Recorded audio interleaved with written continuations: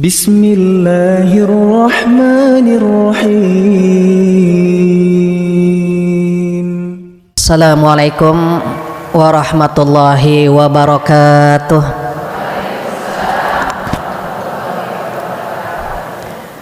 Alhamdulillahilladzi allafa baina qulubina fa asbahna bi ni'matihi ikhwana. Asyhadu an la ilaha illallah wahdahu la syarikalah wa asyhadu anna Muhammadan abduhu wa rasuluh la nabiyya ba'dah. Alhamdulillah dan alhamdulillah, bulan yang indah bertemu wanita solehah di tempat yang indah. Mudah-mudahan yang hadir Allah berikan badan yang sehat, umur yang panjang, rezeki yang berkah, rumah tangga yang sakinah, anak-anak yang soleh-solehah. Mudah-mudahan Allah mengumpulkan kita semua di jannah, amin ya rabbal alamin. Tak lupa salawat dan salam kita sampaikan kepada kekasih kita Rasulullah sallallahu alaihi wasallam yang memberikan kabar gembira dengan datangnya bulan Ramadan. Qad ja'akum syahrul mubarak, telah datang kepada kalian bulan yang diberkahi. Saat Rasulullah sallallahu alaihi wasallam menyampaikan kabar gembira dengan datangnya bulan Ramadan, yaitu bulan yang diberkahi, apa arti mubarak di sini? Mubarak artinya dibukanya pintu-pintu kebaikan.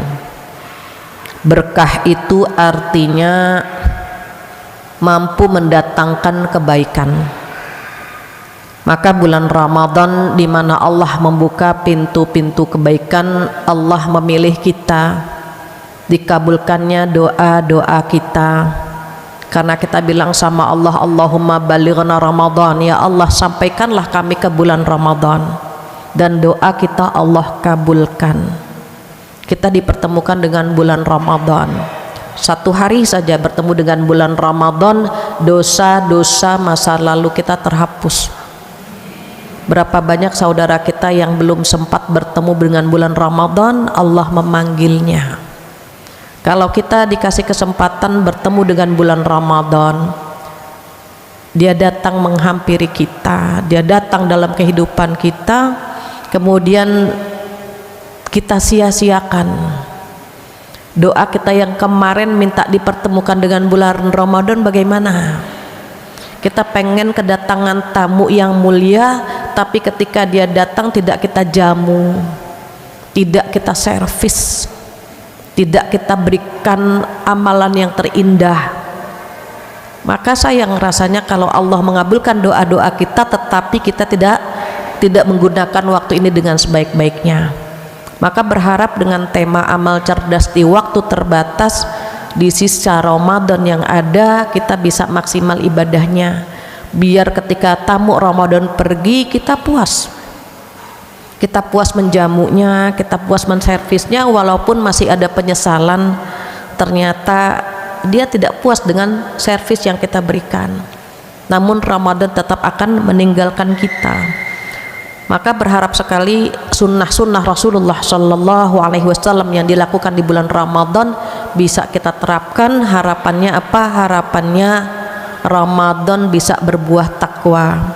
Sama-sama masuk ke dalam sebuah universitas Ramadan, dan kita semua mendapatkan sertifikat takwa dari Allah Subhanahu wa Ta'ala, amin ya rabbal alamin. Jika berbicara tentang Ramadan, tentang puasa, suratnya apa ibu-ibu? Al-Baqarah ayat 183. A'udzubillahi minasyaitonirrajim. Ya ayyuhalladzina amanu kutiba alaikumussyam kama kutiba alal ladzina min qablikum la'allakum tattaqun. Allah memanggil kita dengan panggilan kesayangan. Allah tidak memanggil kita wahai manusia, wahai orang Islam, tapi Allah memanggil kita dengan panggilan wahai orang-orang yang beriman. Orang beriman itu memiliki energi, orang beriman itu memiliki cinta. Orang beriman itu merasa dipanggil sama Allah untuk melaksanakan ibadah Ramadan, maka tujuan daripada Ramadan agar Allah bisa memberikan apa? Sifat takwa dalam diri kita. Apa takwa? Takwa secara etimologi artinya takut. Tertanam dalam diri kita rasa takut kepada Allah Subhanahu wa taala. Itu tujuan dari puasa. Terus kalau kita udah punya rasa takut sama Allah, bagaimana? Pasti otomatis kita akan menjalankan semua perintah Allah dan akan meninggalkan larangan Allah. Kenapa? Karena kita takut sama Allah. Maka definisi takwa secara terminologi atau secara istilah, takwa itu menjalankan perintah Allah dan meninggalkan larangannya. Karena kita ingin mendapatkan sertifikat takwa, maka kita mencari cara bagaimana ibadah puasa kita ini berbuah takwa. Kita akan cari caranya. Yang kita cari Allah redha, yang kita cari Allah sayang sama kita, yang kita cari bagaimana agar stempel takwa menempel dalam diri kita. Maka ada beberapa amalan yang bisa mendekatkan kita kepada Allah. Kita redha, Allah redha, kita puas, Allah puas, gitu ya. Itu yang disebut dalam surat Al-Fajr, a'udzubillahi minasyaitonirrajim, ya ayyatuhan nafsul mutmainnah. Mutmainnah apa artinya? Jiwa-jiwa yang tenang. Jadi kita berharap menghadap Allah nanti dengan kondisi jiwa yang tenang. Radiyatan mardiyah, kita redha, Allah juga redha. Maka fadkhuli fi ibadi wadkhuli jannati, masuklah ke dalam golongan hambaku dan masuklah ke dalam surgaku. Tujuan kita ke sana kan? Kita pengen pulang kampung halaman ayahanda Nabi Adam, di mana pertama ditempatkan di surga, kemudian melakukan satu kesalahan dikeluarkan dari surga. Umat Nabi Muhammad melakukan kesalahan banyak, tapi dijamin oleh Rasulullah Shallallahu Alaihi Wasallam akan masuk ke dalam surga. Maka bulan Ramadan Allah ngasih ampunan, dikasih. Allah baik banget sama kita. Bulan Ramadan itu bulan pencucian jiwa, bulan tazkiyatun nafs. Karena jiwa kita terkontaminasi kurang lebih 11 bulan kemarin, maka dikasih 1 bulan oleh Allah untuk membersihkan noda-noda, membersihkan dosa-dosa itu. Jadi saat kita pengen banget mendapatkan stempel takwa, cari amalan yang kita mampu, cari amalan yang bikin Allah redha, Allah senang. Apa yang pertama? Yang pertama adalah ibadah puasa, tetapi puasanya orang-orang kelas 2. Puasa ada 3 kelas. Ada kelas umum, ada kelas khusus, ada kelas istimewa. Kelas umum bukan levelnya ibu-ibu di sini. Kenapa? Orang umum itu kelasnya cuma menahan lapar dan dahaga, tapi anggota tubuhnya dia nggak puasa. Apa kata Rasulullah? Kam min shaimin laisa min siyamihi ilal ju'wal atas. Berapa banyak orang yang berpuasa tapi tidak mendapatkan apa-apa dari puasanya kecuali lapar dan dahaga saja. Itu umumnya orang-orang kelas 1. Puasanya orang-orang awam yang menahan lapar dan dahaga saja. That's it. Matanya, lisannya, hatinya tidak puasa. Dia kan wajah solehah semua. Insya Allah udah naik ke kelas 2. Kelas 2 bagaimana? Puasanya orang-orang khusus. Orang khusus puasanya bagaimana? Bukan hanya lapar dan dahaga, tapi lisannya juga puasa, matanya puasa, telinganya, anggota tubuhnya dia akan menjaga dari dosa dan maksiat. Langkahnya dijaga, matanya dijaga, lisannya dijaga. Maka kalau ada yang ngajak kita melakukan dosa, kita saling mengingatkan kita sedang puasa. Para sahabat kalau diajak debat atau bertikai gitu, mereka akan mengatakan ana shaim, saya puasa gitu. Kita kalau diajak melakukan dosa sama, kita sedang puasa. Biar sama-sama apa? Biar sama-sama terhindar dari dosa. Karena kalau masih doyan dengan dosa, kita puasanya kelas 1. Padahal kita pengen naik ke kelas 2. Kenapa nggak ngincer kelas 3? Oh, karena kita nggak mampu.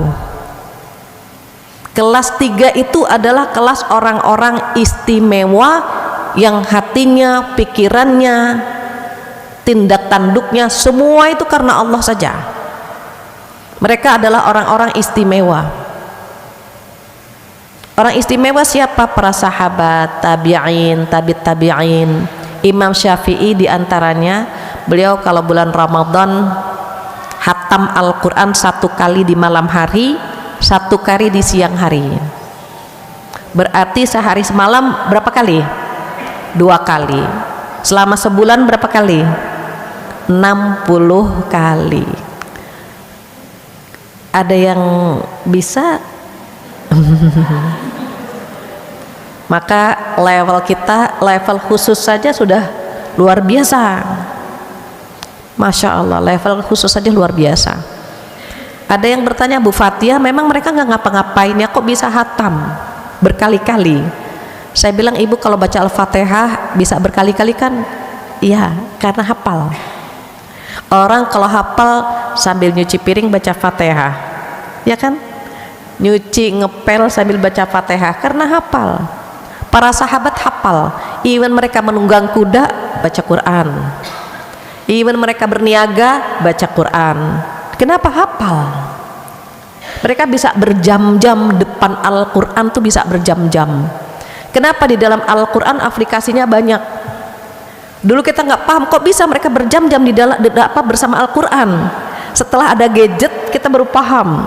Kita bisa berjam-jam kan dengan gadget kita.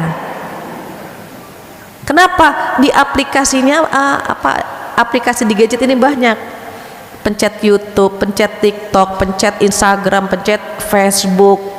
Semuanya ada, makanya berjam-jam dan kita nggak sadar. Astagfirullah, udah jam sekian. Karena aplikasinya banyak. Para sahabat di bersama Al-Quran itu merasa aplikasinya banyak. Bisa membaca, bisa menghafal, bisa mentadaburi, bisa mengkaji tafsirnya. Makanya berlama-lama dengan Al-Quran sesuatu yang biasa. Kita baca Quran, Masya Allah ya, ngebet terus ke kiri, ngebetnya berapa halaman lagi, sini juz ketiga. Beda memang sudah. Makanya kalau kita berada di posisi kelas 2 saja udah senang. Alhamdulillah. Itu amal yang indah, itu amal cerdas di waktu yang terbatas. Yang pertama puasa, tapi kelas 2. Kenapa? Agar digugurkan dosa-dosa kita. Yang kedua apa? Salat malam. Man shoma ramadhana imanan wahtisaban ghufira lahu ma taqaddama min dhanbihi. Wa qala aidan man qama ramadhana imanan wahtisaban ghufira lahu ma taqaddama min dhanbihi. Jadi berpuasa mampu menghapus dosa-dosa masa lalu, sholat malam pun di bulan Ramadan mampu menghapus dosa-dosa masa lalu.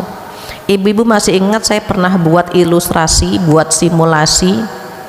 Ini jiwa manusia, ada yang putih bersih, belum sempat dipakai, belum ternoda, terus pemiliknya minta, gitu kan? Ini anak-anak yang belum baligh, masih bersih, dipanggil Allah Subhanahu wa ta'ala, mereka menjadi penghuni surga. Jiwa yang kedua kita dipinjamkan nyawa sama Allah. Berapa tahun umur kita? Dinodai, dikotori, dikontaminasi, dipaksa bikin dosa, dipinjamkan sama Allah. Tapi Allah memberikan kesempatan kepada kita mencucinya. Orang yang cerdas pasti berusaha, ini momen kita mencuci dosa-dosa kita, pasti cepat-cepat dicuci sebelum pemiliknya minta. Maka orang-orang beriman ketika selesai Ramadan nanti ada perbedaan. Ada kebiasaan-kebiasaan baik yang dia lakukan, tetap dibangunkan. Kita kalau udah Lebaran atau Idul Fitri itu kadang-kadang masih terbiasa bangun kan, cuma ketika bangun lihat jam saja, oh iya udah Idul Fitri gitu. Padahal itu kode sinyal, yuk biasakan gitu. Tapi kita merasa udah selesai, tilawahnya beda kualitasnya kan gitu. Nah ini jiwa yang kedua, nih jiwa-jiwa kita yang memahami bahwa Ramadan bulan pembersihan jiwa, dipinjamkan jiwa, pengennya apa? Cepet-cepet dibersihkan sebelum Allah mengambil jiwa kita. Ini model kita.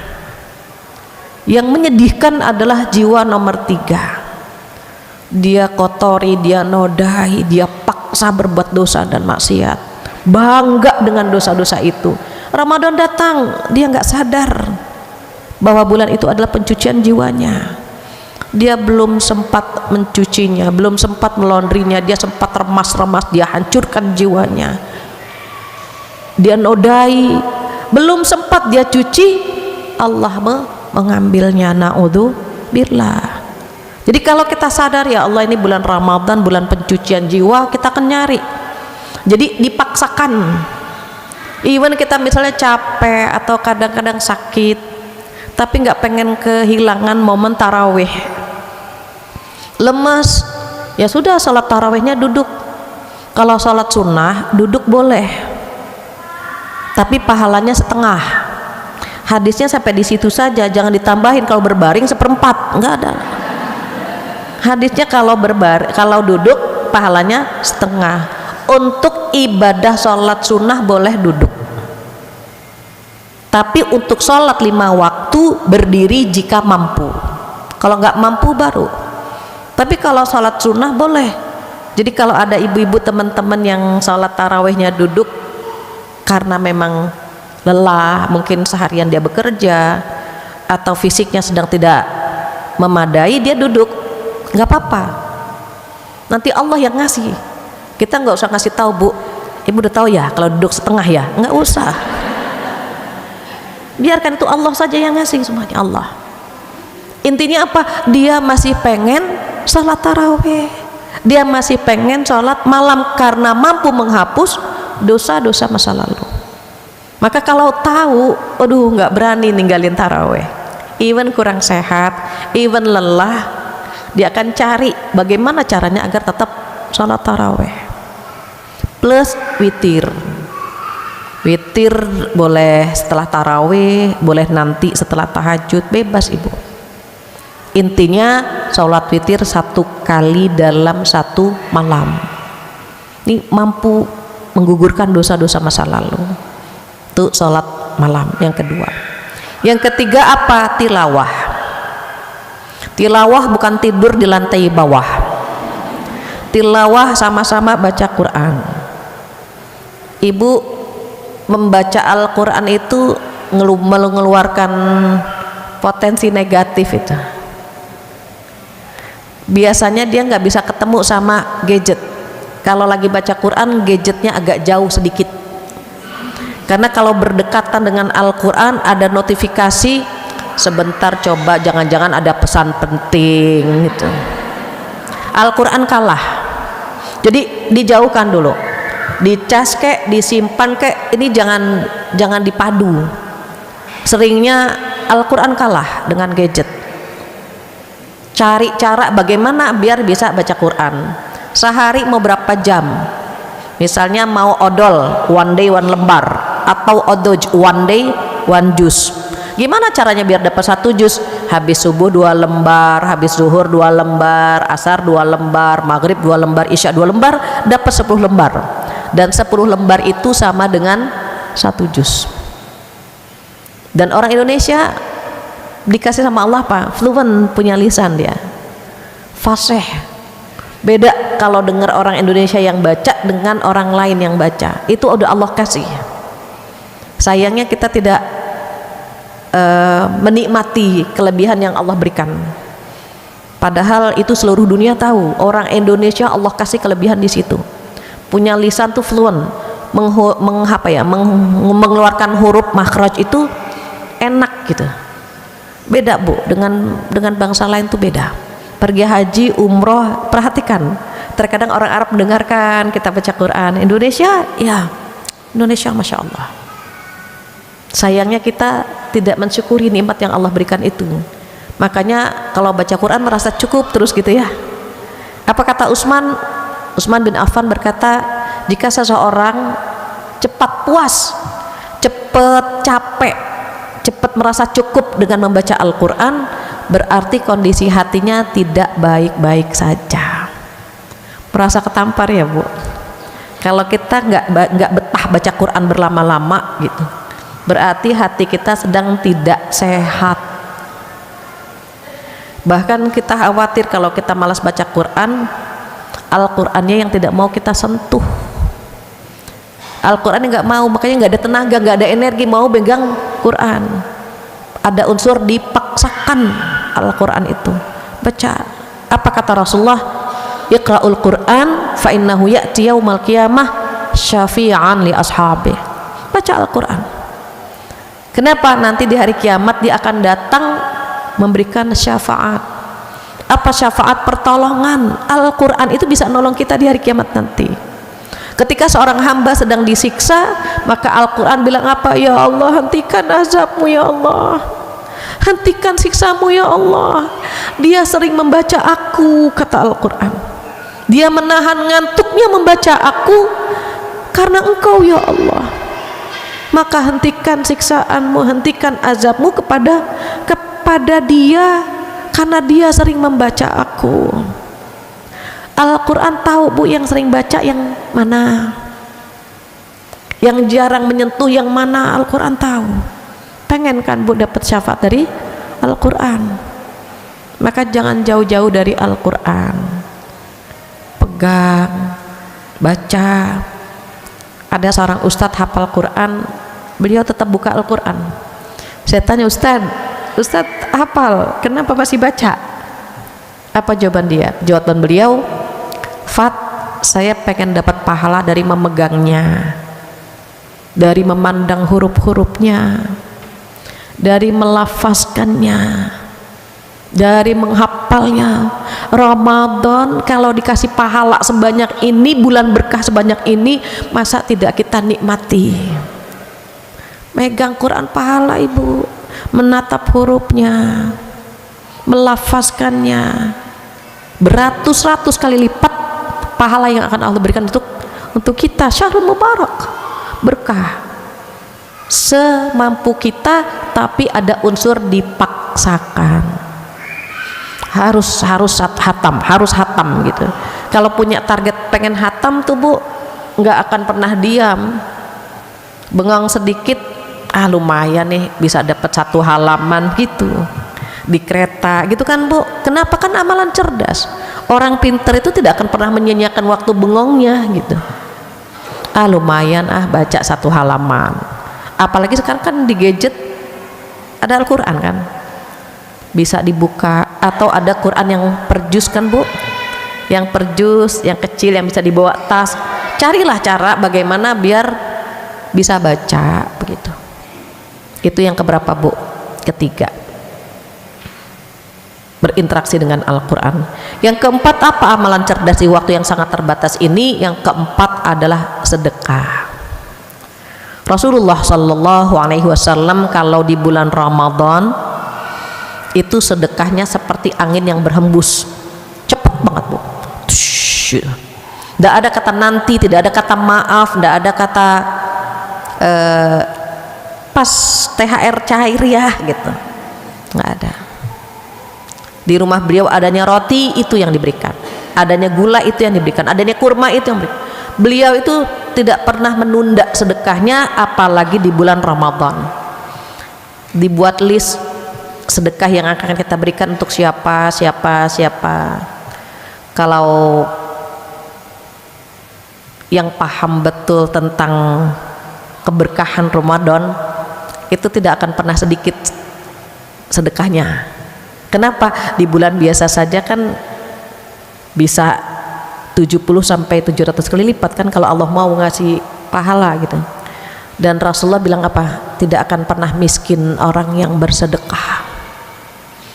Maka ada ucapan Allah, a'udzubillahi minasyaitonirrajim, falaqtahamal aqabah. Manusia itu kan dikasih dua jalan, jalan kebaikan, jalan keburukan. Nah, jalan kebaikan itu kan seperti mendaki. Kata Allah, manusia jarang yang memilih jalan ini. Jalan menuju ke surga dengan sesuatu yang kita benci, dan jalan ke neraka dengan sesuatu yang kita suka. Ngaji itu pakai waktu kan. Jangan lupa ya, pengajian di Masjid Darussalam jam sekian sampai jam sekian gitu ya. Pakai waktu, di reminder juga, di woro-woro juga. Ngerumpi pakai waktu nggak? Peminatnya banyak nggak? Banyak. Nggak perlu pakai waktu, nggak perlu di reminder, di mana saja bisa. Ketemu di tukang sayur bisa, di tukang kolak bisa. Itu nggak perlu di reminder lagi. Jangan lupa ya, ngerumpi jam sekian, nggak usah. Tapi untuk ngaji itu kan jalan menuju ke mendaki kesulitan gitu. Nah, sedekah ini Allah tahu kita ini suka banget sama harta, maka Allah menyebutkan di ayat itu bahwa bersedekah itu seperti kita memilih jalan yang mendaki, yang sulit,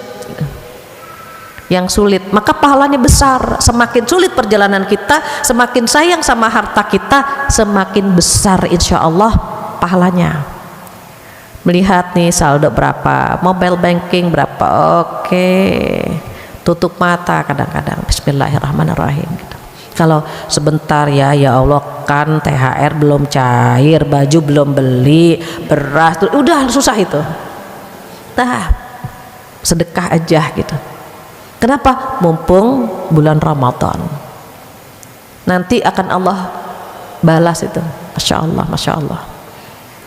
Kalau di dalam surat Al-Balad itu yang disebutkan yang pahalanya besar itu pada saat orang kelaparan. Ibu bisa cek surat Al-Balad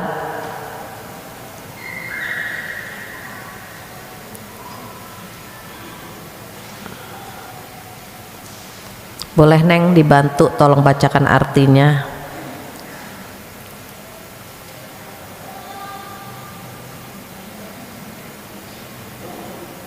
Surat 90 itu ada 11 sampai 16. A'udzu billahi minasyaitonir rajim. Bismillahirrahmanirrahim. Aku bersumpah dengan negeri, ayat 11, ayat 11 sampai 16. Bismillahirrahmanirrahim.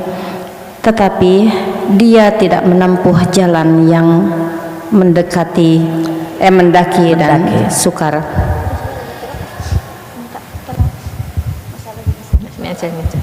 Bismillahirrahmanirrahim. Tetapi dia tidak menempuh jalan yang mendaki dan sukar. Dan tahukah kamu apakah jalan yang mendaki dan sukar itu? Yaitu melepaskan perbudakan atau hamba sahaya, atau memberi makan pada hari terjadi kelaparan kepada anak yatim yang ada hubungan kerabat, atau orang miskin yang sangat fakir. Ya, ini disebutkan oleh Allah Subhanahu wa Ta'ala ada 4. Membebaskan hamba sahaya, anggaplah kita memerdekakan kesulitan orang lain. Au it'amun fi yaumin dhi masghabah, memberi makan di saat orang kelaparan, itu pahalanya besar. Saudara kita di Palestina lagi kelaparan, itu kita kirim, pahalanya besar. Di kampung kita ada orang kelaparan, tetangga kita kelaparan, itu Allah menyebutnya yang pertama memberi makan di saat mereka sedang kelaparan. Orang puasa lapar nggak? Lapar. Memberi makan orang yang berpuasa maka pahalanya besar. Tadi Mbak Uli cerita, di sini berapa Mbak Uli yang bukber? 1.500 ya, 1.500, Masya Allah, pahalanya besar. Para donatur di masjid ini pahalanya besar, memberi makan orang berpuasa. Atau kata Allah, yatiman dza maqrabah, atau memberi santunan kepada anak yatim yang masih ada hubungan kerabat. Kalau kita sedekah kalau kita sedekah kepada orang lain itu pahalanya 1. Kita menyantuni anak yatim pahalanya 1, pahala sedekah saja. Tapi kalau ada hubungan kerabat pahalanya 2. Pertama pahala sedekah, yang kedua pahala silaturahim. Maka Allah menyebut yatiman dza maqrabah, menyantuni anak yatim yang ada hubungan kerabat. Yang ketiga apa? Au miskinan dza matrabah, atau orang miskin yang sangat fakir. Ibu tinggal pilih mau sedekah sama orang yang kelaparan, atau anak yatim yang masih ada hubungan kerabat, atau orang miskin yang sangat fakir. Ini Masya Allah, kata Allah, ini termasuk memilih jalan yang mendaki dan sulit. Gak banyak orang milih jalan ini, maka kita yang milih jalan ini. Mumpung bulan Ramadan, maka sedekah. Pilih jalan yang sulit yang disebutkan oleh Allah Subhanahu wa ta'ala, tinggal kita pilih. Atau tiga-tiganya kita lakukan, Masya Allah. Apa tadi Bu? Memberi makan saat kelaparan, kedua menyantuni anak yatim yang masih kerabat, yang ketiga memberi bantuan kepada orang miskin yang sangat fakir. Berarti bersedekah di bulan Ramadan pahalanya besar. Itu yang keempat. Yang kelima apa? Rasulullah Shallallahu Alaihi Wasallam paling pandai menservis keluarga di bulan Ramadan. Ibu, kita ikuti Rasulullah Sallallahu Alaihi Wasallam. Maka kelima, menservis keluarga dengan baik di bulan Ramadan. Kalau kita menyiapkan piringnya, masakannya, minumannya, itu lisan kita basah. Baca apa? Doa, zikir. Apa yang biasa ibu baca? Asyhadu an la ilaha illallah, astaghfirullah, as'alukal jannata wa a'udzu bika minan nar, Allahumma innaka afuwun karim, tuhibbul afwa fa'fu anni ya karim. Kalau baca sama anak-anak, sama keluarga, anninya diganti anna, fa'fu anna ya karim.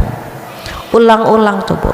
Menjelang berbuka, perbanyak doa, meminta ridhonya Allah, meminta surganya Allah, berlindung dari api neraka. Nanti ibu lihat di dalam Al-Quran di surat Al-Furqan, Allah sayang banget sama hambanya yang minta perlindungan dari api neraka. Allah sayang banget. Di dalam zikir tadi, doa tadi, itu ada apa? Allahumma inna nas'aluka ridhaka wal jannah wa na'udzubika min sakhatika wan nar. Itu servis. Masakannya, lauknya, sahurnya, dan Rasulullah paling pandai menservis keluarga di bulan Ramadan. Maka kita ngikuti Rasulullah. Nak mau buka pakai apa, nak mau kolak atau mau gitu, niatnya apa? Sedekah sama mereka semua. Bulan berkah, berkahi pula rezeki anak-anak kita. Kalau ada ibu-ibu yang masih punya anak balita, batita, latihan puasa, buka zuhur sekian, asar sekian, maghrib sekian, silahkan. Niatnya apa? Ngasih pahala sama mereka, agar mereka terbiasa berbahagia di bulan Ramadan. Mohon maaf juga ibu-ibu, bulan Ramadan jangan malas menservis suami. Jangan mikirin keramasnya, nggak usah mikirin keramas. Ibadah aja dulu gitu ya. Ini ada seorang bapak, saya lupa tahun lalu atau tahun sebelumnya, lapor ke saya, Bu Fatihah, memang bulan Ramadan nggak boleh melakukan hubungan intim ya sama istri. Siapa bilang Pak? Istri saya. Katanya istri saya dapatnya dari Bu Fatihah. Oh nggak ada itu, saya bilang. Jadi saya klarifikasi di sini, saya tidak pernah menyampaikan bahwa bulan Ramadan tidak boleh melakukan hubungan intim di malam hari. Yang dilarang di siang hari. Malam boleh Ibu. Jadi bapak ini kata Bu Fatihah nggak boleh. Oh boleh Pak kalau malam. yang tidak boleh di siang hari. Servis, Bu. Rasulullah paling pandai menservis keluarga di bulan Ramadan. Namun siang hari hindari fitnah ya, Bu. Hindari fitnah. Jangan menggoda di siang hari. Godanya malam-malam saja, silahkan. Itu terkait yang kelima. Keenam apa? Keenam, berburu Lailatul Qadar.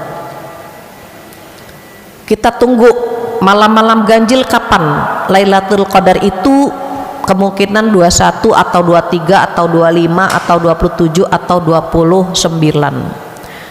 Seorang sahabat bertanya, ya Rasulullah sallallahu alaihi wasallam, apakah Lailatul Qadar hanya ada pada zamanmu atau akan tetap ada sampai hari kiamat? Beliau menjawab, akan tetap ada sampai hari kiamat. Waktunya kapan ya Rasulullah? Beliau membuat dua jawaban, 10 hari pertama atau 10 hari terakhir, begitu. Kemudian ditanya lagi, di antara dua waktu ini mana yang paling dekat? Maka beliau menjawab, di 10 hari terakhir. Di 10 hari terakhir itu kira-kira mana yang paling dekat? Beliau menjawab, di malam-malam ganjil dan jangan bertanya lagi. Jadi ibu nggak boleh bertanya lagi. Sudah dapat cluenya, di malam-malam ganjil dan jangan bertanya lagi. Jadi tanggal 21 atau 23 atau 25 atau 27 atau 29, tapi maksimalkan 10 hari terakhir ibadah. Ayatnya apa, Bu? A'udzubillahi minasyaitonirrajim. Inna anzalnahu fi lailatul qadr. Sesungguhnya kami turunkan Al-Qur'an pada malam Lailatul Qadar. Saya ingin menghilangkan kebingungan ibu ya. Jadi ada yang bertanya, Bu Fatihah, kalau dari ayat itu Al-Quran turun pada malam Lailatul Qadar gitu kan? Malam Lailatul Qadar itu kan di 10 hari terakhir. Kenapa malam nuzulul Qur'annya tanggal 17 Ramadan? Pernah ada gak di benak ibu begitu? Katanya Al-Quran turun pada malam Lailatul Qadar, tapi kenapa malam nuzulul Qur'an diperingati tanggal 17? Jawabannya gini, saat Allah berfirman inna anzalnahu fi lailatul qadar, sesungguhnya Al-Quran diturunkan pada malam Lailatul Qadar, yaitu malam yang dari Al-Quran yang dari Lauhul Mahfuz ke Baitul Izzah itu turunnya pada malam Lailatul Qadar. Jadi Al-Quran itu turun 2 kali, Ibu. Pertama dari Lauhul Mahfuz, dari langit ke-7 terus turun tuh, Bu, ke langit ke-1. Ada tempat namanya Baitul Izzah. Al-Quran di situ diturunkan dari langit, dari Lauhul Mahfuz ke Baitul Izzah. Itu malam Lailatul Qadar. Sementara pada saat Rasulullah Shallallahu Alaihi Wasallam berumur 40 tahun, beliau berkhulwah ke Gua Hira, gitu kan, Bu?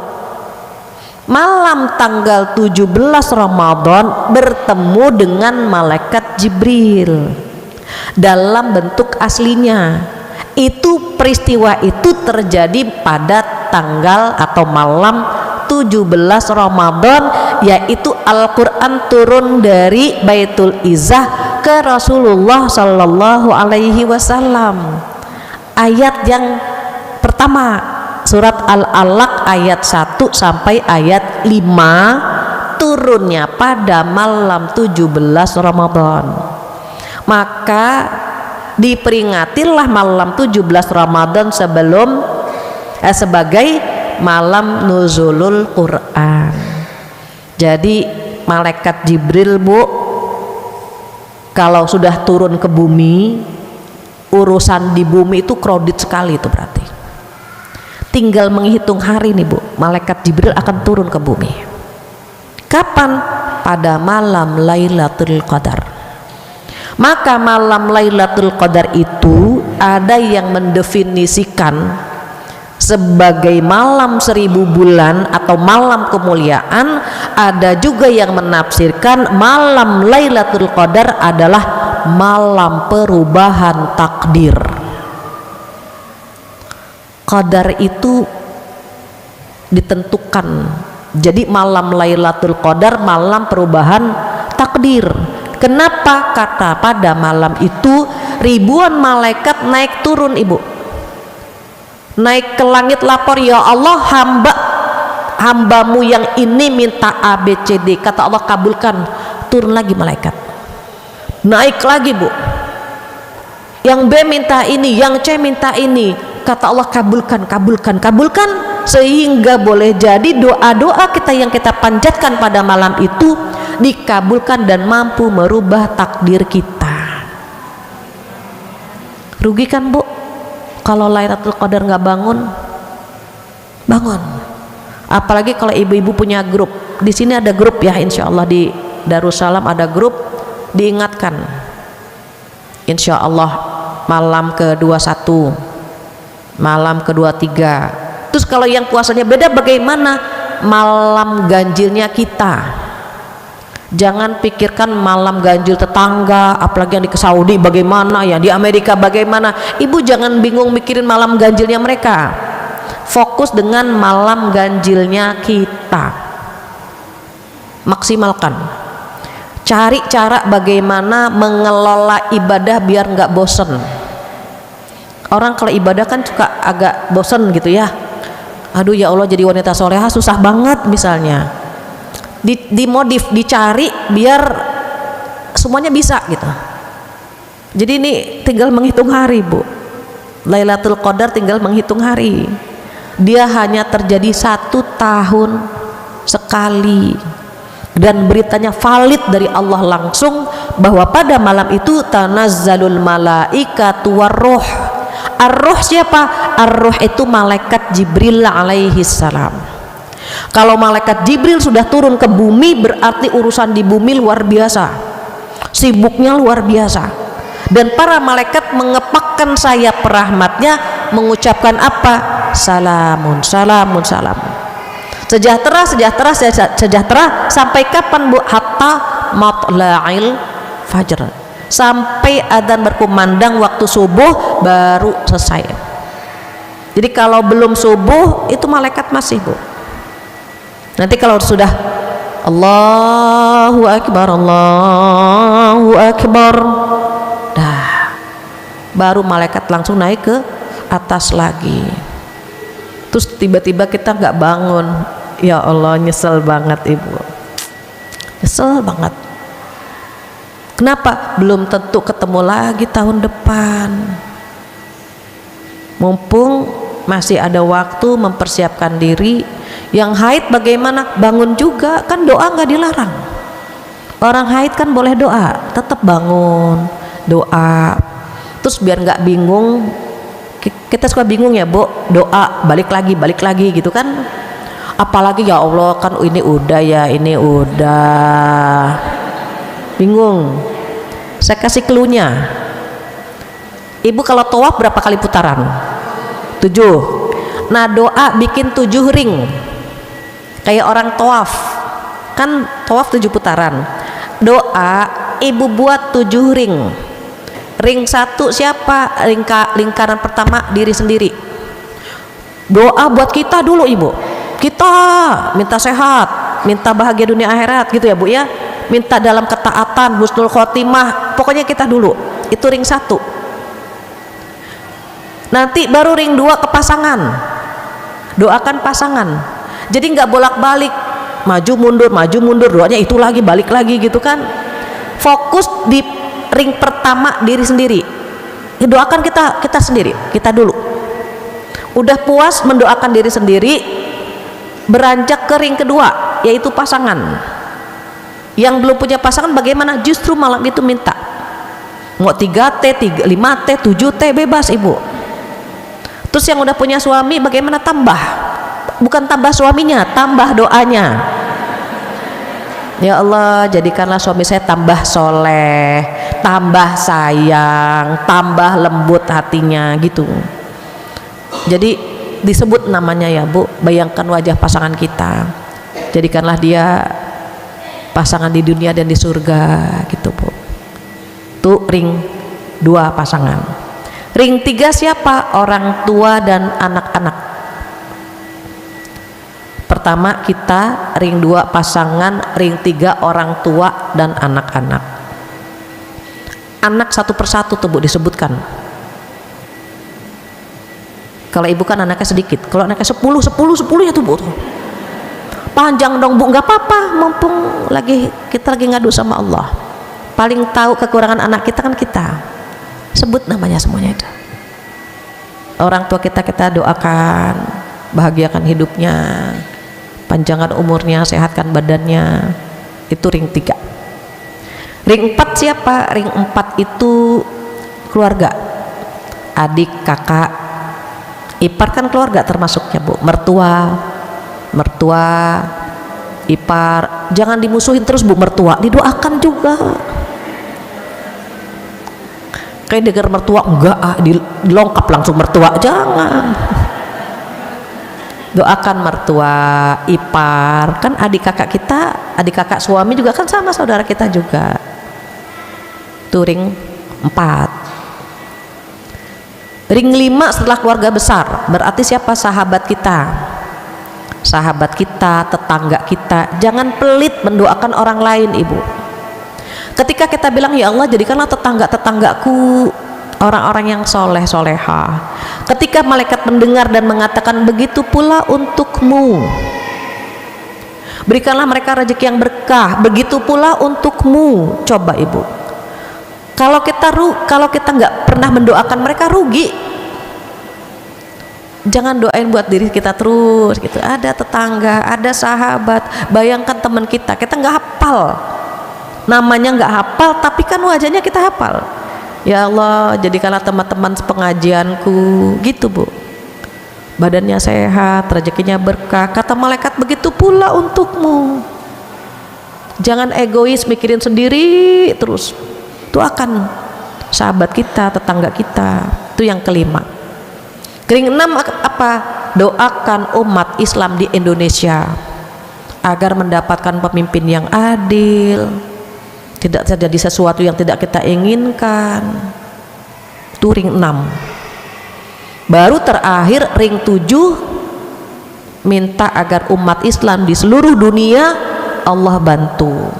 Sebutkan negara Palestina misalnya. Kasihannya Bu, gak tega kita melihat saudara kita di Palestina ini Masya Allah. Kirimin Fatihah buat para syuhada, doakan mereka. Tuh ring 7. Jadi kalau udah ada ringnya seperti itu, kita nggak bolak-balik lagi. Udah fokuskan ring 1, nggak usah disebut ya Allah ring yang ke-1 nih ya Allah saya mintanya, nggak usah. Itu udah disimpan di sini saja gitu. Kita udah selesai, langsung ke pasangan, langsung ke gitu. Itu perbanyak doa, boleh jadi doa kita itu dikabulkan pada malam itu. Makanya malam Lailatul Qadar disebut malam perubahan takdir. Itu berburu Lailatul Qadar. Kemudian yang selanjutnya apa? Karena beberapa ibu mungkin ada yang pulang kampung, berarti silaturahim. Itu ke-8 ya Bu? Ke-8 apa ke-7 ya? Ke-7. Sebelum ke-7, sebelum mudik, ada yang tidak kalah penting, datang ke majelis ilmu, datang ke pengajian. Nuntut ilmu itu hukumnya wajib. Kalau dilakukan di bulan Ramadan, pahalanya bisa 70 sampai 700 kali lipat, bahkan bisa lebih dari itu. Dan yang paling senang apa Bu? Kita kalau duduk di majelis ilmu begini nih Bu, nama kita disebut sama Allah satu persatu, dari yang pertama datang sampai yang terakhir. Selama belum doa penutup majelis masih disebut namanya. Tapi Ibu jangan telat terus. Belum doa penutup majelis kan, belum kan, disebut juga lah, alhamdulillah gitu. Allah tahu yang rajin, yang nggak pernah absen siapa. Kalau kita merutinkan kebaikan, tiba-tiba kita berhalangan untuk tidak hadir, Allah tetap mencatat nama kita di situ. Masya Allah Ibu. Rajin ngaji, memang rutin ngaji di sini. Qadarullah misalnya sakit, qadarullah nggak bisa tilawah, qadarullah gitu ya Bu. Banyak ibadah-ibadah yang kita tidak bisa lakukan. Karena kita istiqomah, maka Allah tetap mencatat nama kita, tetap mencatat seakan-akan kita melakukan amal ibadah tersebut. Itu indahnya istiqomah tuh begitu. Jadi kalau kita rajin ngaji di sini, tiba-tiba ada uzur, ada halangan syar'i yang bikin kita nggak bisa duduk di sini, Allah tetap mencatat seakan-akan kita duduk di majlis ilmu. Makanya kita harus membiasakan berbuat baik, agar apa Bu, saat kita berhalangan, nama kita tetap dicatat sebagai orang yang melakukan ibadah tersebut, begitu. Dan terakhir yang ke-8 tadi ya Bu, mudik atau pulang kampung. Mungkin ada beberapa ibu yang harus menengok keluarga besarnya. Ibu yang masih punya orang tua, gunakan momen ini. Jangan dianggap tradisi yang memberatkan.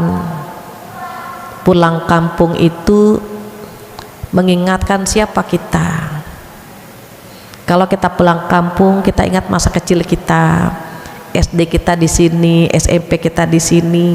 Siapa orang yang punya kontribusi dengan keberhasilan kita, siapa orang yang selalu rajin mendoakan kita. Kita ingat Ibu, kalau kita pulang kampung, kita ingat dari mereka, dari keluarga kita lah kita bisa duduk di sini. Doa-doa mereka, orang tua kita, kakek nenek kita, adik kakak kita, itu Masya Allah. Jadi kalau kita sedang silaturahim, itu valid ya Bu, pahala besar, rezeki berkah, insya Allah umur juga panjang. Apalagi jika dilakukan di bulan Ramadan, jangan dianggap beban. Jadikan itu salah satu cara kita menggapai surganya Allah. Alhamdulillah bisa pulang kampung, rezekinya berkah, umur kita panjang, dan diusahakan tidak merepotkan orang yang di sana. Apa pesan Rasulullah? Janganlah kamu datang ke salah satu rumah saudaramu yang dia berdosa, gara-gara kamu dia berdosa. Maksudnya apa? Ketika kita datang, kita menyusahkan dia. Kita paling tahu keluarga kita yang mampu mana, yang kurang mampu mana. Jangan berlama-lama di rumah saudara yang kurang mampu, khawatir merepotkan. Maka pesan Rasulullah, jangan membuat seseorang berdosa lantaran kita. Jadi kita jangan datang ke rumah orang yang kurang mampu, tapi orang itu ngedumel. Ibu ngerti ngedumel ya? Ya Allah, 3 hari makan tidur, dia nggak redo menservis kita. Terus gimana? Bawa sesuatu yang kira-kira nggak ngerepotin, bagaimana? Transfer mentahnya dulu. Insya Allah dikit lagi pulang, tolong dimasakin apa misalnya, itu ya untuk beli garamnya, transfer gitu. Jangan ngepas beli garam Bu, maksudnya dilebihin gitu ya. Jangan kita menikmati makan di rumah dia, kue gitu ya, tapi kita sepeser pun tidak mengeluarkan uang. Jangan sampai orang membenci kehadiran kita. Tapi bagaimana ketika kita hadir, aduh supaya orang bahagia, teteh pulang, teteh, mereka melepas rindu sama kita. Pelukannya pelukan tulus, doanya doa tulus, air matanya air mata tulus ketika ketemu tuh, kangen, meluknya tuh nangisnya tulus gitu. Jangan sampai mereka meluk kita basa-basi, dipeluk tapi dalam hatinya ya Allah, ini orang masih hidup aja gitu. Jangan sampai begitu. Bagaimana agar kita punya ketulusan, sama-sama punya ketulusan ketika bertemu dengan keluarga besar kita. Nah ini banyak kan teman-teman kita yang harus mudik pulang kampung di bulan Ramadan. Apa-apa lakukan, mudah-mudahan rezekinya berkah, badannya sehat, bisa membahagiakan orang-orang di kampung halaman nanti. Itu 8 yang bisa saya sampaikan, mudah-mudahan bermanfaat. Kalau ibu mau tambahkan 10 boleh Bu. Di antaranya apa? Perbanyak doa dan perbanyak zikir. Doa belum kesebutkan, nah tambah ke-9 perbanyak doa, dan yang ke-10 perbanyak zikir dan istighfar. Alhamdulillah, nggak terasa jam 10:30. Jika ada yang ingin ditanyakan atau ditambahkan, saya kembalikan kepada MC kondang kita. Silakan.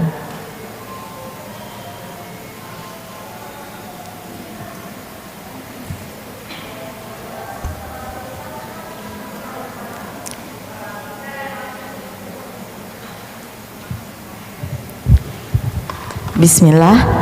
Apun Ustazah, tentang syuruk boleh ya Ustazah? Dalam rangka memperbanyak sholat di bulan Ramadan, saya tuh ke masjid terus sampai nunggu syuruk. Pas di masjid kami itu kan ada tulisan syuruk itu 53 menit. Nah, saya kan langsung pas teng itu saya sholat. Nah, terus setelah selesai sholat, ada ibu-ibu yang ngasih tahu, Bu, itu justru waktu yang tidak boleh kita sholat katanya. Dan kita tuh sholat syuruknya harus lewat 15 menit. Begitu apa? Gimana Ustazah? Aku baru tadi pagi. Biasanya aku begitu lihat waktu syuruk itu, aku langsung teng sholat.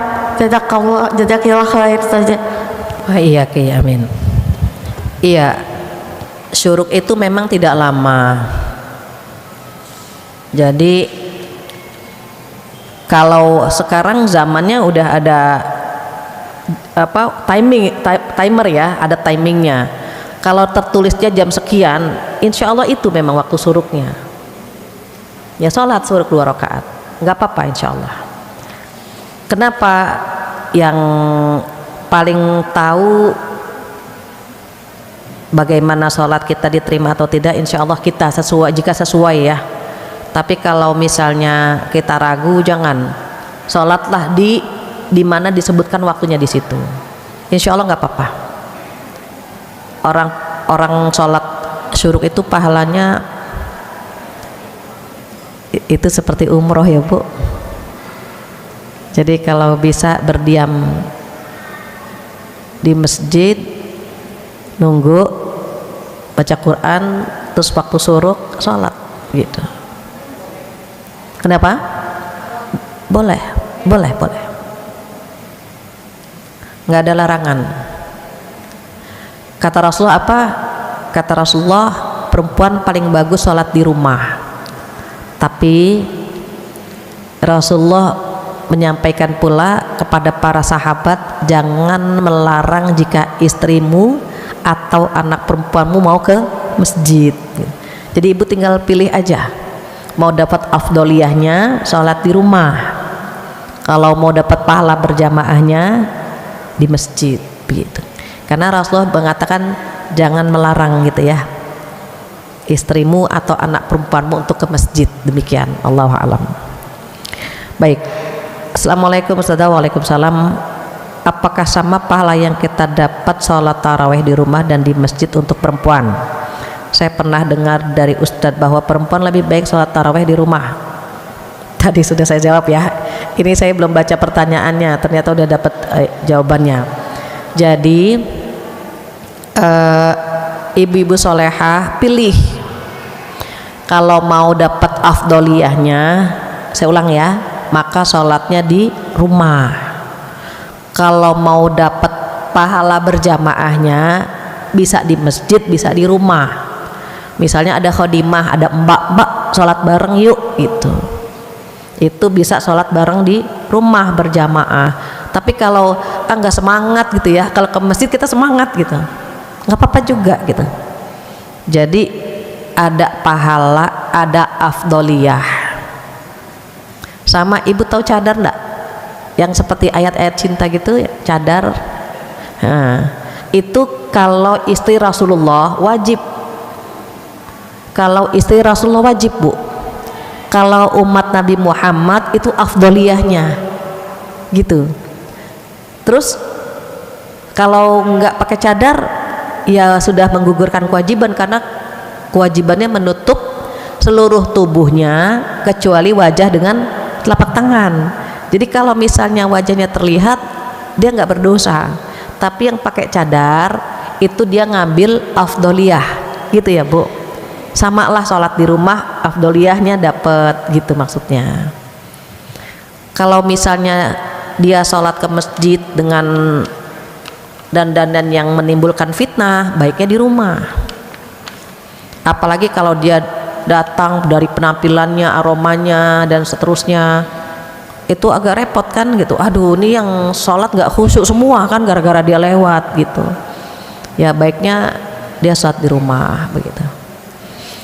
Assalamualaikum Ustazah, bagaimana posisi wanita dengan beriktikaf, ingin beriktikaf 10 hari terakhir di masjid, apakah lebih baik di rumah atau di masjid? Kalau di rumah pahalanya apakah sama dengan orang beriktikaf di masjid? Orang yang iktikaf di rumah dengan di masjid pahalanya berbeda.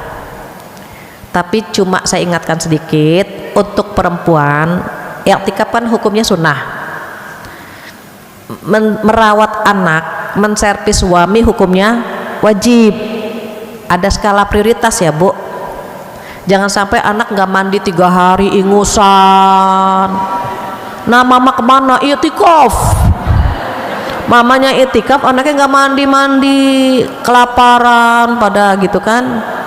Suami buka tutup saji, nggak ada apa-apaan gitu. Jadi untuk perempuan kalau mau iktikaf itu izin sama walinya, suami atau orang tua. Yang kedua, tidak meninggalkan kewajiban dia gitu.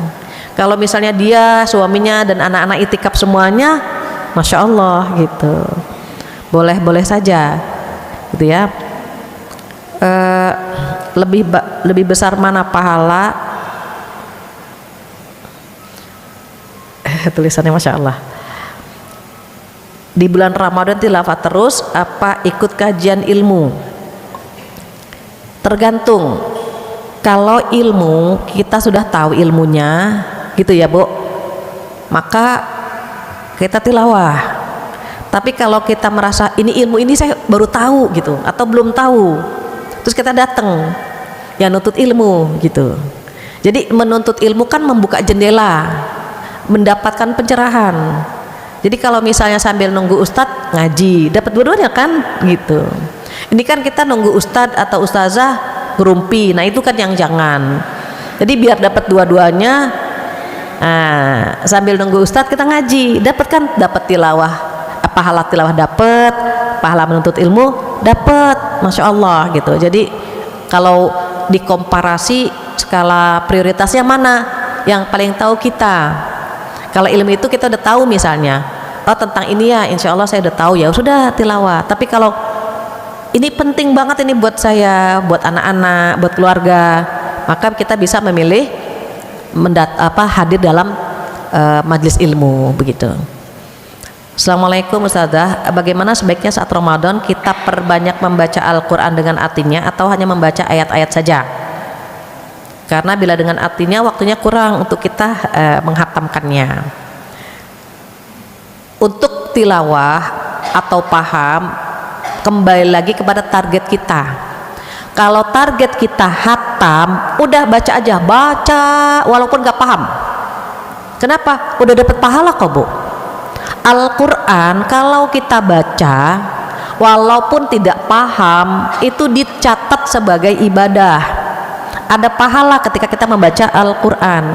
Tapi kalau targetnya kita pengen paham, berarti baca Al-Quran terus baca artinya, karena target kita mau paham gitu. Atau target kita mau ngapal, aduh saya pengen bulan Ramadan ini hafal juz 30.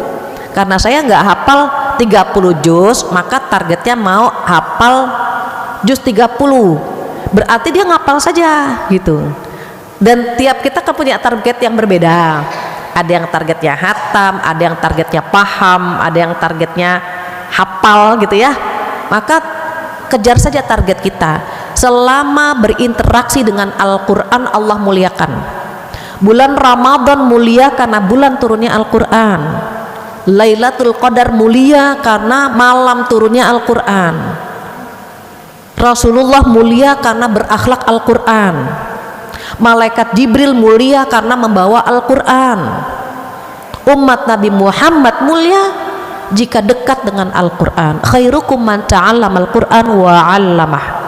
Sebaik-baik kalian adalah yang belajar membaca Al-Quran dan atau mengajarkannya. Jadi disebut dua-duanya. Intinya apa? Dekat sama Quran gitu. Intinya itu. Jadi pilihannya kembali kepada kita, targetnya mau apa. Yang penting tetap berinteraksi dengan Al-Quran. Saat haid bolehkah kita tetap membaca Al-Quran karena mengajar target hatam? Gini, kalau dari mayoritas ulama sedang haid itu, ini 7 diusahakan tidak dilakukan, tapi 4 disepakati, 3 tarik ulur. Ada perbedaan pendapat di situ maksudnya. 4 yang disepakati apa? Yang pertama sholat, yang kedua puasa, yang ketiga tawaf, yang keempat melakukan hubungan intim. Disepakati. Yang 3 ini tarik ulur, berbeda pendapat di sini. Apa saja? Membaca Al-Quran, menyentuh Al-Quran, berdiam di masjid. 3 ini yang tarik ulur, berbeda pendapat maksudnya. Kalau ulama salaf adalah jangan baca dulu gitu, jangan nyentuh dulu, jangan ke masjid dulu gitu. Nah, ulama kontemporer membolehkan menyentuh jika dia ada terjemahannya, bukan mushaf. Karena kalau Imam Syafi'i la yamassuhu illal mutahharun, tidak boleh menyentuh Al-Quran kecuali orang-orang yang suci. Imam Syafi'i berpendapat yaitu orang yang suci dari hadas kecil dan besar. Jadi kalau mau menyentuh mushaf, wudhu dulu begitu kalau Imam Syafi'i. Kalau imam yang lain tidak memiliki hadas besar, maksudnya tidak haid begitu. Maka itu tadi Abu ya, tarik ulur. Terus yang rutin bagaimana? Kalau yang rutin boleh, misalnya dia entah itu sebagai guru atau dia murojaah atau dia menganggap itu zikir. Ada kan bu zikir pagi petang, ada ayat kursinya kan tuh, itu boleh kan dianggap zikir dan itu sudah menjadi rutinitas begitu. Maka dibolehkan. Berdiam di masjid pun demikian, kalau aman dan seterusnya. Intinya ada tarik ulur di 3 hukum yang tadi. Kalau targetnya mau hatam, tergantung dia udah rutin belum. Kalau dia memang udah rutin setiap habis subuh dia murojaah gitu, ya nggak apa-apa buat yang rutin. Tapi yang tidak rutin enggak gitu. Bisa dipahami insyaallah. Yang selanjutnya, Assalamualaikum, maaf jika di luar tema, zakat fitrah apakah boleh dengan uang? Setahu saya 3 mazhab memberitahukan dengan beras. Boleh dua-duanya, tapi afdolnya beras begitu ya. Uang boleh, tapi afdoliyahnya beras. Assalamualaikum Ustazah, bulan puasa ini kan sering ada yang ngajakin bukber. Nah biasanya sholat maghribnya jadi kurang tepat waktu, termasuk tarawihnya nggak bisa jamaah di masjid. Lalu gimana cara menyikapinya, terutama untuk anak muda yang kadang-kadang imannya turun. Iman turun itu bukan anak muda aja sebetulnya, orang tua naik turun juga gitu ya. Bahkan kalau ada nyungsep, parah banget gitu.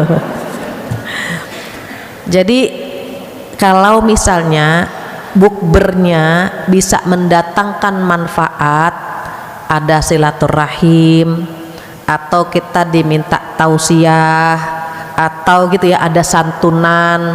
Kan ada bukber yang plus-plus ya bu, bukan hanya bukber gitu. Bukbernya keren, ada santunan juga, ada ini juga misalnya begitu. Wah ini paket lengkap nih gitu ya, kita bisa bu.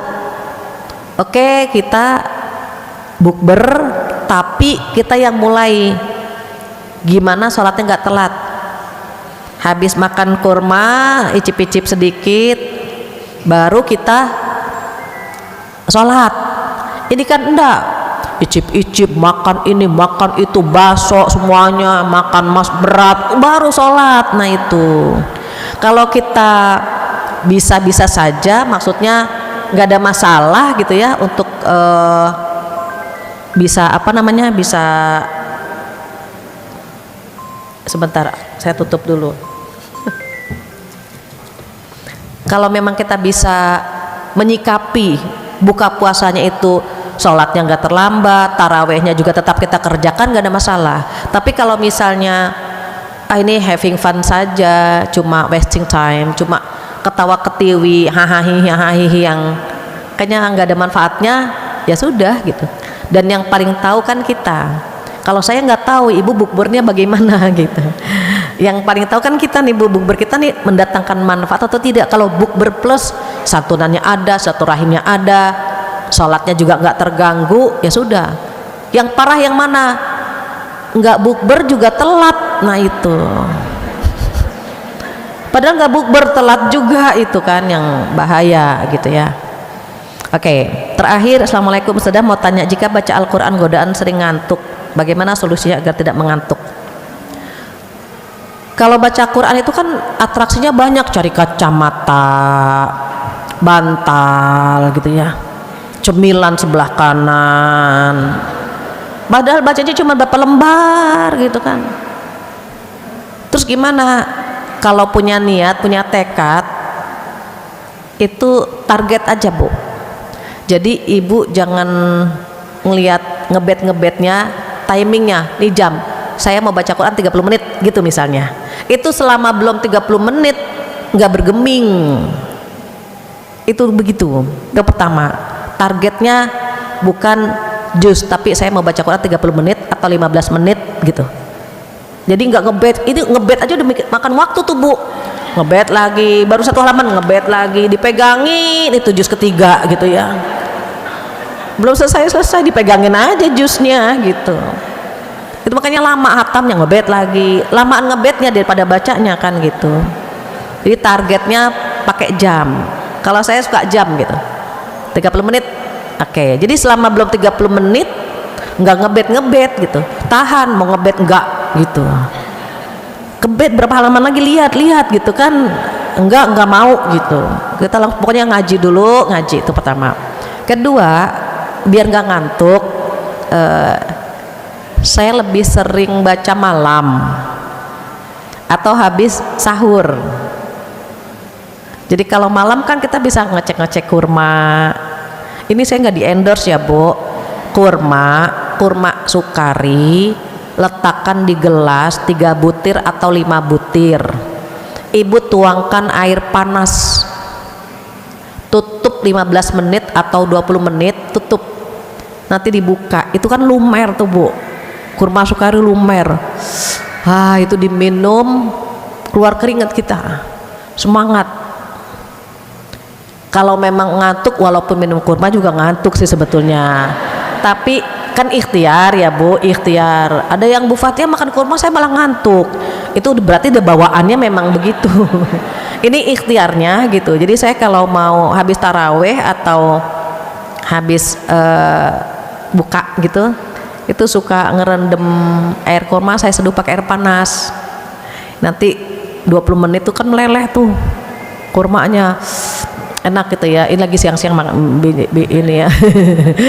Tapi nanti malam bikin gitu, insya Allah itu nggak ngantuk, insya Allah nggak ngantuk. Tapi kalau jam habis zuhur ngaji ngantuk, memang badan kita terbiasa kita bawa habis sholat zuhur tidur gitu. Terus kita baca Quran, ya ngantuk gitu. Tapi kalau kita tidurnya misalnya siang, baca Qurannya habis asar, itu insya Allah enggak gitu. Jadi ditandain mata kita ngantuknya kapan saja. Tapi ke setiap baca Quran ngantuk, itu berarti ada godaan setan yang terkutuk. Begitu ya Bu. Mudah-mudahan jawaban dari pertanyaan ibu-ibu solehah terjawab. Masih ada pertanyaan lagi Ustazah di sini? Di mana? Oke, siap. Bismillah. Assalamualaikum warahmatullahi wabarakatuh. Waalaikumsalam warahmatullahi wabarakatuh. Ini poin yang 8 tentang silaturahmi. Ya kan sebentar lagi kita kalau habis Ramadan tuh kebiasaan pulang kampung. di situ kan kita akan bertemu dengan saudara-saudara yang mungkin ipar, tetangga. Gimana jaga kita adab ketika kita salaman? Kadang ada yang sudah tahu bahwa salaman itu antara bukan muhrim itu tidak bisa, tapi kadang ada yang maksa gitu. Sementara kita ingin menjaga biar ketika ada momen itu kita akan terjaga baik seperti itu. Iya, jazakallah. Iya. Ketika kita pengen ada perubahan dalam sikap kepada yang bukan mahram, kita perubahannya biasa-biasa saja, cuma tangannya aja udah dari jauh-jauh udah gini. Assalamualaikum, tapi tetap gaul gitu. Jangan kaku banget. Assalamualaikum. Biasa, assalamualaikum Bapak. Abang apa kabar? Cuma tangannya udah diisyaratkan di sini. Kalau kita begini kan dia udah seakan-akan kita ngasih peluang. Berbeda kalau kita dari jauh udah gini, abang apa kabar? Kan abang ipar bukan mahram. Abang sehat ya bang ya. Sumringah mukanya ada, tapi tangannya di sini gitu. Kebanyakan yang orang nggak suka perubahan kita, mimiknya berubah, tangannya berubah, julidnya dapet. Nah itu. Dia sekarang pas hijrah julid, nah kan nggak enak gitu. Tapi kalau ramahnya dapet gitu, kan masih saudara kita. Om ipar, adik ipar, kakak ipar, kan masih saudara kita. Akrab, tapi kita cuman nggak sentuhan aja, nggak salaman gitu. Bang, mohon maaf lahir batin ya bang ya, sehat semuanya bang gitu. Biasa aja gitu. Jadi mereka dia masih oke. Dia masih baik kok, nggak ada masalah, cuma tangannya aja agak jauh gitu aja kan gitu. Kalau dulu yang biasa cipika-cipiki ya udah berarti kan enggak begitu. Artinya tutur kata kita masih tetap ramah gitu, cuma tangannya aja udah enggak gitu ya, enggak. Terakhir ya, pertanyaan terakhir, izin bertanya. Assalamualaikum. Waalaikumsalam. Ustazah, kita tahu Ramadan itu bulan pengampunan dosa dan pembersih jiwa. Yang mau saya tanyakan, apa arti dari Ramadan itu sendiri? Dan bagaimana agar kita istiqomah setelah Ramadan? Jadi, kenapa Neng? Ya, jadi Ramadan itu sebenarnya kalau kita perhatikan bulan Ramadan ini kan bulan memang dikasih kesempatan kita menggugurkan dosa macam-macam ya, yang mengartikan Ramadan ada yang artinya pembakaran dan seterusnya. Terus karena kita pengen diampuni dosa-dosa kita, orang kalau pengen dapat ampunan tuh akan nyari cara gitu, pengen banget diampunin sama Allah, gimana caranya ya gitu, pengen banget puasanya berbuah takwa, pengen tadi diantaranya itu yang sudah 10 saya sampaikan, tapi ada unsur dipaksakannya sedikit, ada unsur dipaksakan. Jangan yang mampunya segini, padahal kalau dipaksakan masih bisa lagi gitu. Kita kan Allah juga maha tahu, la yukallifullahu nafsan illa wus'aha, keluarin dalil, padahal kitanya males gitu. Dan kalau kita pengen dapat Ramadan yang lebih baik lagi, ya ibadah kita yang kemarin-kemarin ya kita menganggap itu kurang gitu. Kurang tuh, yang kemarin tuh kurang. Tahun ini saya harus lebih baik lagi. Kenapa? Jangan-jangan ini Ramadan terakhir. Nah itu, kalau kita berpikir ini Ramadan terakhir, aduh ibu takut nggak ketemu Ramadan. Jadi ibadahnya akan kita maksimalkan gitu ya, kita maksimalkan. Terus biar istiqomah bagaimana? Biar istiqomah kita minta sama Allah, ya Allah berikanlah hamba rizki merasakan nikmat ibadah di bulan Ramadan ini ya Allah, begitu. Kedua, kumpul dengan orang baik-baik ya Bu. Kita kumpul dengan orang baik-baik. Ibu kalau ngaji tengok kiri kanan, oh dia orang baik, nanti kalau dia ngaji saya ikut, begitu. Ketiga, karena kita imannya naik turun, maka kata Rasulullah apa? Istiqomahlah kalian dan kalian tidak mampu. Kenapa nggak mampu? Karena imannya naik turun, naik dengan ketaatan, turun dengan kemaksiatan. Jadi kalau kita pengen istiqomah nih, hindari maksiat gitu. Jadi kalaupun imannya turun, nggak turun ngedrop banget gitu maksudnya. Misalnya sholat tidak telat 3 waktu berturut-turut gitu. Terus dosa jangan bikin 3 hari berturut-turut. Kalau udah ngerumpi 2 hari, astagfirullahalazim, jangan dibikin 3 hari, tanggung besoklah sehari lagi, enggak gitu. Jadi ada apa ya, ada nahan, aduh udah 2 hari nih gitu. Jangan dibikin yang ketiga. Sholat pun terlambat jangan 3 waktu berturut-turut. Zuhur terlambat, asar terlambat nih, maghrib nggak boleh gitu. Kalau kita kan suka, itu pengaruh Bu. Kalau sholat zuhur terlambat, asar pengennya terlambat lagi, nanti maghrib begitu. Makanya harus langsung, harus tepat waktu nih, biar gitu dipotong gitu ya, dipotong mata rantai pintu-pintu dosa itu, jangan dibiarkan sekali lagi gitu. Tapi tadi pesan Rasulullah apa? Istiqomah kalian dan kalian tidak mampu. Kenapa? Karena iman kita naik turun. Tapi kan boleh berdoa sama Allah, boleh ada usahanya kan, diantaranya kumpul bersama orang baik-baik. Demikian ibu-ibu solehah. Nggak terasa jam 11 lewat, mungkin ibu-ibu akan melanjutkan tilawahnya sambil nunggu zuhur. Saya pamit. Jika ada kesempurnaan milik Allah, kekurangan dari saya mohon dibukakan pintu maaf yang sebesar-besarnya. Mudah-mudahan Allah memberikan kita kekuatan mengamalkan 10 amalan cerdas yang sudah kita dapatkan hari ini, dan mudah-mudahan puasa Ramadan ini berbuah takwa. Kita sama-sama lulus ya Bu, sama-sama saling mendoakan. Mudah-mudahan kita bisa meningkatkan ibadah Ramadan kita ke arah yang lebih baik lagi.